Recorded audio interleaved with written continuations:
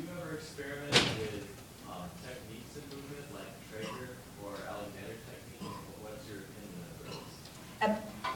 You talk about movement as more of the emotional, artistic kind of demonstration, whereas those have more kind of what you were saying, was practicing or the practicing side of making music. No. I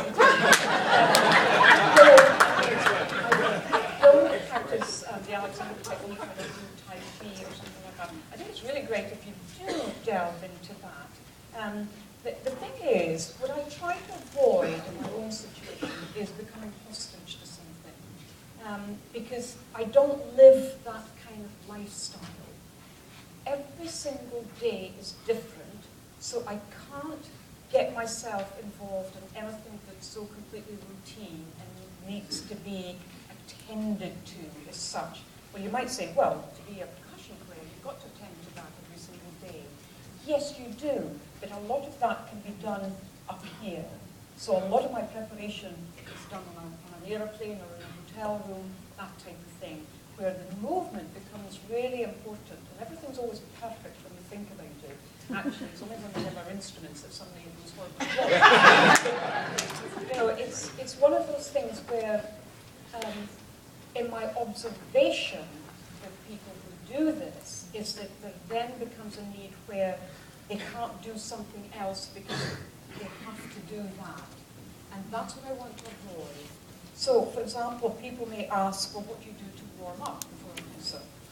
Well, it depends which instruments you're playing, depends on the repertoire you're playing, it depends on all sorts of things. So, for example, if I find that I'm in a particular concert hall where the side of the stage might have air conditioning blasting through, and I know that right before I go on, my hands are going to be absolutely freezing, and no matter what you've done in the dressing room, there's that moment where everything becomes really quite cold quickly, then you know that the preparation beforehand really needs to be deliberate and slow.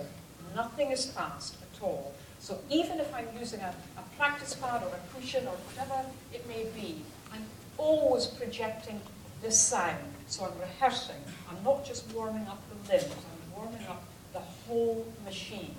So mentally, physically, presence-wise, everything, the whole package on that practice pad or cushion, whatever it is. So I'm never isolating only one thing. It has to be related. If I'm creating a sound, it must go somewhere. It must come from somewhere. Do you see what I mean? So really, that's how I don't want to think about how I'm moving. That has to be natural. I mean, kids, babies, they don't think how they move, they just move. And they're the most fascinating, little things on earth, just to see them move, and all I have to do is just look at them for a while and think, yeah, I want to do that. I used to be able to do that, and now I can't. So how can I give myself this feeling that I can do that? If you watch, if I look at my cat, and how it moves, wow, I want to do that too. How does that move so easily in a certain way? How can I translate that through my instruments and through the sound that I create as well? So it's not necessarily watching other instrumentalists, other percussion players. It's learning from different disciplines.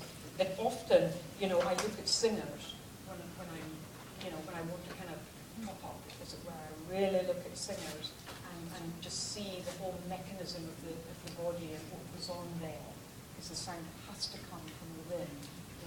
Here we think, well, it's a stick, it's the drum that's producing the sound. No, it's not.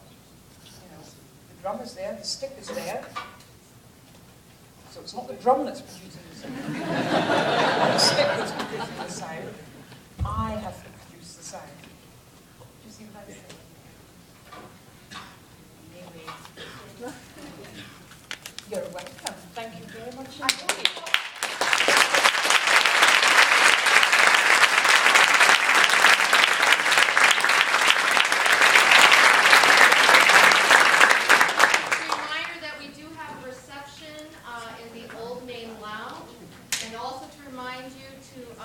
Go to Auditorium Monday evening at 7:30